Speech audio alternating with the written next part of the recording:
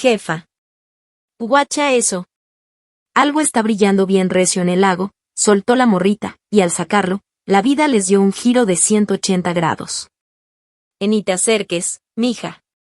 Que eso brilla como si trajera lumbre adentro, gritó la pequeña Catarina, echándose atrás con las patas peladas hundidas en el lodo de la orilla.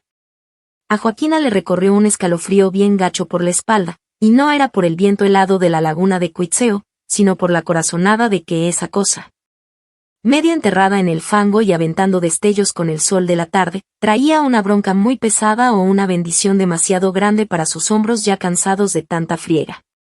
Al sacarlo, el peso de ese fierro oxidado y precioso no solo le manchó las manos de barro, sino que destapó un secreto que el pueblo se había callado por décadas. Lo que había dentro de esa caja no era pura lana, era la neta sobre quiénes eran ellas y por qué el destino las había arrumbado en esa casa olvidada. Nadie en Cuitzeo se imaginaba lo que ese escuincle acababa de toparse. Si te laten las historias que te llegan al corazón y te enseñan que la vida puede cambiar en un parpadeo, suscríbete de volada al canal Momentos Escritos. Queremos saber hasta dónde llega nuestro chisme. Comenta aquí abajo desde qué parte del mundo nos estás escuchando. Tu comentario es la pura onda para nosotros. El sol estaba pegando durísimo, a plomo sobre las aguas tranquilas y cada vez más secas del lago de Cuitzeo, que parecía un espejo grandote reflejando las nubes grises de mi querido Michoacán. La Joaquina, que tenía 28 años pero ya se veía como de 40 por tanta chamba bajo el sol, se la pasaba tallando con fuerza la ropa ajena en una piedra de la orilla. Tenía las manos bien rojas y partidas por el jabón y el agua helada, pero no paraba, porque sabía que cada trapo lavado eran unos centavos pa'l maíz y los frijoles de la cena. A su lado, la pequeña Catarina, de apenas 7 años, andaba jugando con palitos y piedras, armando castillos en el lodo, ni enterada de la angustia que se comía viva a su madre día tras día. El cantón donde vivían no era más que un jacalito humilde, con paredes de adobe que ya daban pena y un techo de lámina que sonaba como 1000 tambores cuando caía el tormentón. Estaba refundido lejos del pueblo, donde el viento soplaba con ganas y levantaba unas polvaredas que se metían por las ventanas sin vidrio. Para Joaquina, estar tan aislada era su refugio pero también su cruz. Las mantenía lejos de los chismosos del pueblo y de las malas vibras, pero también lejos de que alguien les echara la mano. Eran dos almas solas, rifándosela en un paisaje que, aunque estaba chulo, no perdonaba a los pobres.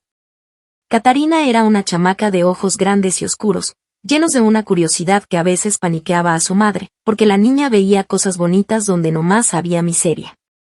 Aunque traía la ropa toda remendada y los zapatos ya le apretaban, la morrita siempre traía una sonrisota y una canción entre dientes mientras exploraba. Joaquina la miraba de reojo, sintiendo un amorzote pero también un dolor en el pecho, preguntándose qué futuro le esperaba a su hija en ese lugar olvidado de la mano de Dios. La jefa suspiraba, secándose el sudor con el brazo y volvía a meter las manos al agua turbia. Esa tarde, la vibra se sentía rara, como si hubiera electricidad en el aire que te ponía la piel chinita sin razón. Los pájaros ya ni cantaban y nomás se oía el chapoteo de Joaquina lavando y el viento silbando entre los tules secos. La mujer trataba de no hacerle caso a los nervios, diciéndose que era puro cansancio y el hambre que ya calaba. Pero no dejaba de echar ojo al horizonte, como si esperara que algo o alguien saliera de la nada para arruinarle su paz. De golpe, la Catarina se paró de un salto, chapoteando en el agua bajita, y señaló donde los tules estaban más tupidos. Algo le llamó la atención, un brillo raro que no era el sol ni una lata vieja. La niña entrecerró los ojos, clavada con esa luz que parpadeaba bajo el lodo, llamándola como si fuera magia. Joaquina, clavada quitando una mancha difícil de una camisa de chamba, no vio luego que su hija se estaba metiendo más al lago. «Dama, guacha ya. Hay una luz en el agua», dijo la niña cantadito, señalando terca hacia la cosa sumergida. Joaquina levantó la vista, pensando que era un pez o puros cuentos de la niña aburrida. «No te alejes, Catarina. El lodo está traicionero ahí, te vas a hundir», le advirtió la madre sin muchas ganas, volviendo a lo suyo. Pero la chamaca no hizo caso. La curiosidad le ganó a la obediencia en ese ratito mágico. Catarina dio otro paso y el agua ya le llegaba a los tobillos, fría y misteriosa. Para entender por qué Joaquina vivía con el Jesús en la boca, Había que recordar lo que le quitaba el sueño.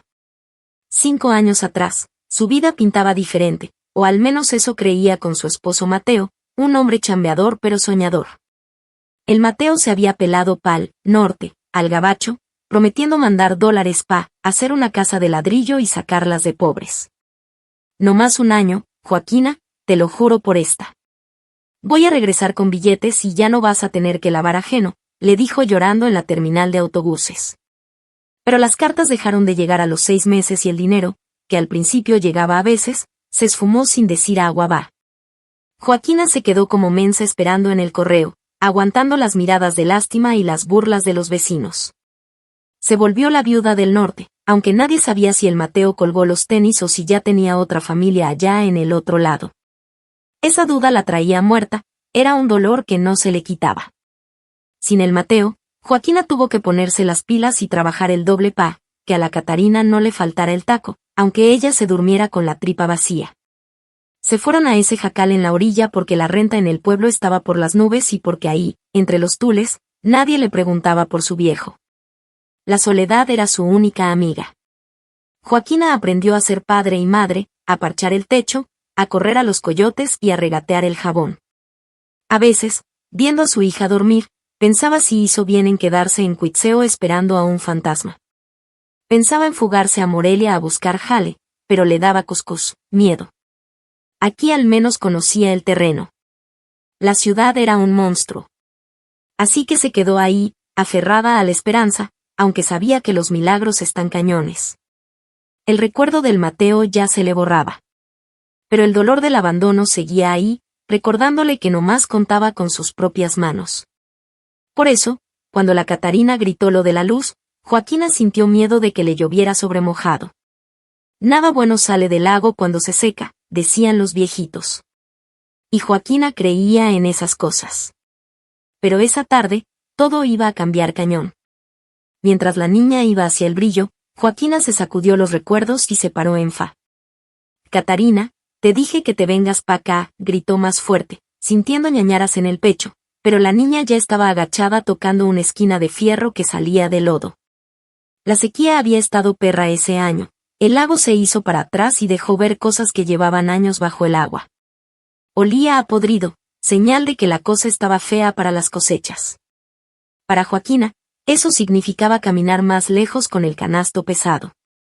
El paisaje se veía triste, con lanchas viejas tiradas como huesos. En el pueblo decían que la sequía era castigo de Dios o que la tierra estaba escupiendo secretos. Hablaban de tesoros de la revolución y cosas peores.